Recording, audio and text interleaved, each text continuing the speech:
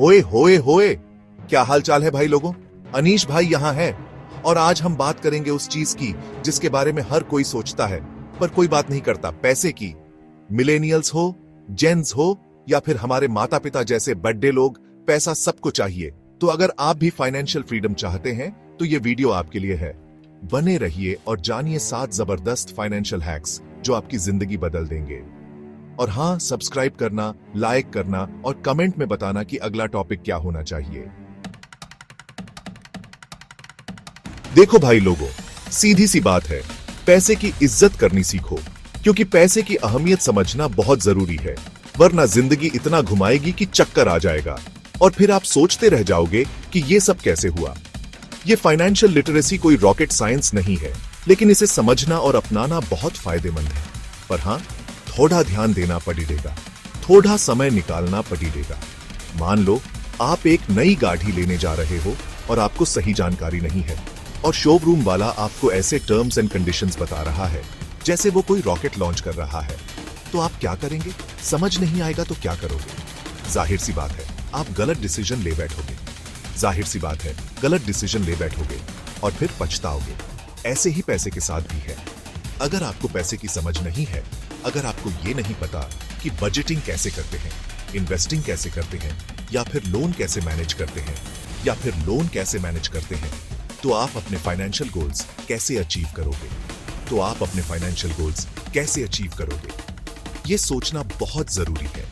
याद रखो, पैसे की समझ होने से आप बेहतर डिसीजंस ले पाओगे, अपने गोल्स के लिए प्लान कर पाओगे और जिंदगी में फाइनेंशियली सिक्योर रह पाओगे। ये बहुत बड़ी बात है।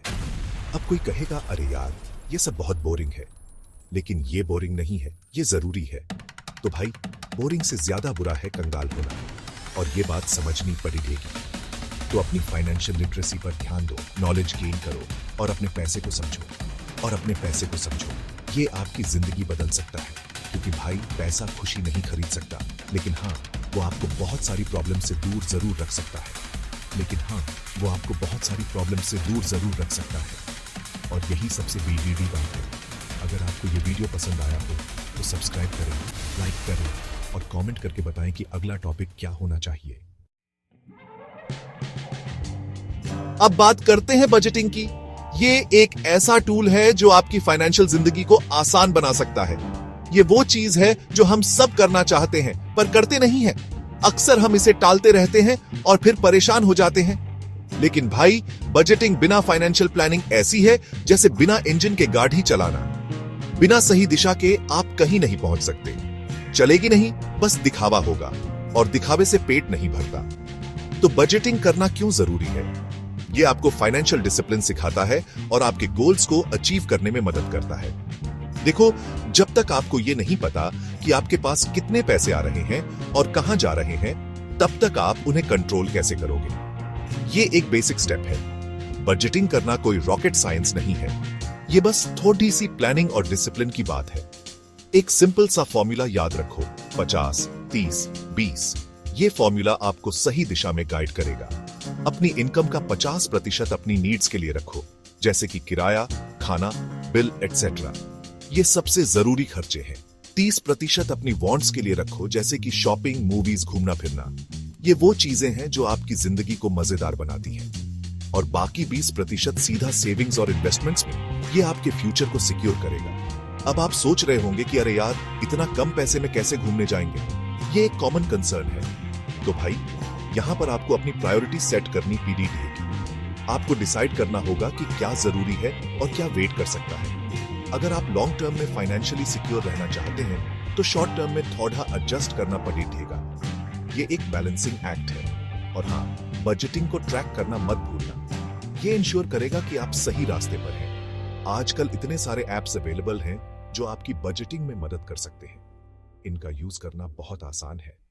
तो भाई, बजटिंग को अपनी जिंदगी का हिस्सा बनाओ और देखो आपके पैसे पर आपका कंट्रोल कैसे बढ़ता है। ये आपको फाइनेंशियल फ्रीडम की ओर ले जाएगा। अगर आपको ये वीडियो पसंद आया हो तो सब्सक्राइब, लाइक और कमेंट करना मत भूलें और हमें बताएं कि आप अगला टॉपिक क्या देखना चाहेंगे। दोस्तों, एक बात हमेशा याद रखना, जवानी है दीवानी, पर साथ में सेविंग्स भी हो तो जिंदगी है सुहानी। अब आप सोच रहे होंगे कि अरे यार, अभी तो हम जवान हैं, सेविंग्स बाद में कर लेंगे। लेकिन क्या आपने कभी सोचा है कि अगर अभी से शुरू करें तो कितना फायदा हो सकता है? लेकिन भाई, ये बात बिल्कुल गलत है। जितनी जल्दी आप सेविंग्स शुरू करेंगे उतना ही अच्छा रहेगा। देखो, जितनी जल्दी आप सेविंग्स और इन्वेस्टिंग शुरू करेंगे उतना ही ज्यादा आपको कंपाउंड इंटरेस्ट का फायदा मिलेगा। कंपाउंड इंटरेस्ट का मतलब है कि आपका पैसा खुद बढ़ता रहेगा। कंपाउंड इंटरेस्ट ऐसा है जैसे आपका पैसा भी बच्चे पैदा कर रहा है, और वो बच्चे फिर और बच्चे पैदा करेंगे, और वो बच्चे फिर और बच्चे पैदा करेंगे। मतलब आपका पैसा खुद ही बढ़ता रहेगा। और ये सब कुछ सिर्फ कंपाउंड इंटरेस्ट की वजह से मुमकिन है। मान लो आप 25 साल की उम्र में हर महीने RS5,000 इन्वेस्ट करना शुरू करते हैं और 15% के रिटर्न के साथ 30 साल तक इन्वेस्ट करते रहते हैं, तो आपके पास लगभग RS5 करोड़ डी से भी ज्यादा का कॉर्पस होगा। यह कितना अद्भुत है ना? अब सोचो, अगर आप यही चीज 35 साल की उम्र में शुरू करते हैं तो आपको कितना ज्यादा इन्वेस्ट करना पड़ेगा उतना ही कॉर्पस बनाने के लिए। इसलिए जितनी जल्दी शुरू करेंगे उतना ही अच्छा। तो भाई, देर किस बात की? आज से ही सेविंग्स और इन्वेस्टिंग शुरू कर दो और अपने फ्यूचर को फाइनेंशियली सिक्योर बनाओ। ये एक छोटा कदम है जो आपके भविष्य को सुरक्षित बना सकता है। याद रखो, बूंद बूंद से ही घड़ा भरता है। छोटे छोटे कदम उठाओ और बड़ा फर्क देखो। अगर आपको ये वीडियो पसंद आए तो सब्सक्राइब करें, लाइक करें और कमेंट में बताएं कि आप अगला टॉपिक किस बारे में देखना चाहेंगे। चैप्टर 4। भाई लोगों, जिंदगी में कब क्या हो जाए कोई नहीं जानता। आज आप पार्टी कर रहे हैं और कल को आपकी नौकरी भी जा सकती है। ऐसे में अगर आपके पास इमरजेंसी फंड नहीं है तो समझो आप मुसीबत में फंस गए। इमरजेंसी फंड ऐसा होता है जैसे आपका बचाव का सामान। जब भी जिंदगी में कोई अचानक खर्चा आ जाए, जैसे कि मेडिकल इमरजेंसी, जॉब लॉस या फिर कोई एक्सीडेंट, तो आप इस फंड का इस्तेमाल कर सकते हैं बिना किसी टेंशन के। अब सवाल यह है कि कितना पैसा इमरजेंसी फंड में रखना चाहिए। तो भाई, आइडियल सिचुएशन में आपको अपने 6 महीने के एक्सपेंसेस के बराबर पैसा इमरजेंसी फंड में रखना चाहिए। अगर आपके मंथली एक्सपेंसेस 50,000 रुपए हैं तो आपको कम से कम 3 लाख रुपए का इमरजेंसी फंड बनाना चाहिए। अब आप सोच रहे होंगे कि यार, इतना पैसा कहां से लाएं? तो भाई, शुरुआत छोटी से करो। हर महीने थोड़ा थोड़ा पैसा इस फंड में डालते रहो और धीरे धीरे अपना इमरजेंसी फंड बनाते रहो। याद रखो, जब जाए तब समझे क्लेश, बिन पानी सब सून। तो भाई, इमरजेंसी फंड जरूर बनाओ। अगर आपको ये वीडियो पसंद आया हो तो सब्सक्राइब करें, लाइक करें और कमेंट में बताएं कि आप अगला टॉपिक किस पर देखना चाहेंगे। चैप्टर 5। भाई लोगों, एक बात हमेशा याद रखना, पैसा पैसे को खींचता है। अगर आप अपने पैसे को सिर्फ बैंक में रखे रहेंगे तो वो बढ़ेगा नहीं, घटेगा। क्योंकि इन्फ्लेशन नाम की एक चीज होती है जो धीरे धीरे आपके पैसे की वैल्यू कम कर देती है। तो फिर करना क्या चाहिए? इन्वेस्टिंग मतलब अपने पैसे को ऐसी जगह लगाना जहां वो बढ़ सके। अब इन्वेस्टिंग के भी बहुत सारे ऑप्शंस हैं, जैसे कि stocks, mutual funds, real estate, gold आदि। अब आप सोच रहे होंगे कि यार, ये सब तो बहुत रिस्की है। तो भाई, हर इन्वेस्टमेंट में थोड़ा बहुत रिस्क तो होता ही है, लेकिन अगर आप समझदारी से इन्वेस्ट करें तो आप अपने रिस्क को कम कर सकते हैं और अच्छा रिटर्न कमा सकते हैं। शुरुआत में आप म्यूचुअल फंड्स में इन्वेस्ट कर सकते हैं। म्यूचुअल फंड्स में आपका पैसा डिफरेंट कंपनियों के स्टॉक्स और बॉन्ड्स में इन्वेस्ट किया जाता है, जिससे आपका रिस्क डाइवर्सिफाई हो जाता है। याद रखो, जो बोएगा वो काटेगा। तो भाई, आज से ही इन्वेस्टिंग शुरू कर दो और अपने फ्यूचर को फाइनेंशियली सिक्योर बनाओ। अगर आपको ये वीडियो पसंद आया हो तो सब्सक्राइब करें, लाइक करें और कमेंट में बताएं कि आप अगला टॉपिक किस पर देखना चाहेंगे। चैप्टर 6। भाई लोगों, डेब्ट यानी कर्ज ऐसा होता है जैसे एक गहरा गड्ढा। अगर आप इसमें गिर गए तो बाहर निकलना बहुत मुश्किल हो जाता है। आजकल लोन लेना बहुत आसान हो गया है, लेकिन उसे चुकाना उतना ही मुश्किल। Credit cards, personal loan, car loan, home loan, ये सब डेब्ट के ही रूप है। अगर आप इनका इस्तेमाल समझदारी से नहीं करेंगे तो आप डेब्ट ट्रैप में फंस सकते हैं। डेब्ट ट्रैप मतलब ऐसी सिचुएशन जहां आप अपनी इनकम का ज्यादातर हिस्सा अपने लोन को चुकाने में ही खर्च कर देते हैं और आपके पास सेविंग्स और इन्वेस्टमेंट्स के लिए कुछ नहीं बचता। तो फिर करना क्या चाहिए? सबसे पहले तो कोशिश करो कि जितना हो सके उतना कम डेब्ट लो।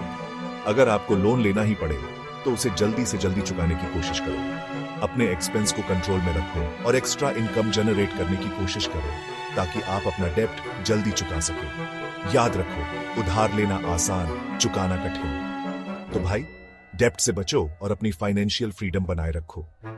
अगर आपको ये वीडियो पसंद आया हो तो सब्सक्राइब करें, लाइक करें और कमेंट में बताएं कि आप अगला टॉपिक क्या देखना चाहेंगे।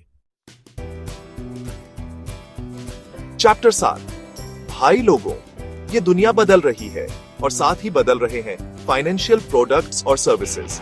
आजकल इतने सारे ऑप्शंस अवेलेबल हैं कि आप कंफ्यूज हो जाओगे कि क्या करें और क्या ना करें। इसीलिए फाइनेंशियल एजुकेशन बहुत जरूरी है। आपको अपने पैसे के बारे में जागरूक रहना होगा और नए नए फाइनेंशियल प्रोडक्ट्स और सर्विसेज के बारे में सीखते रहना होगा।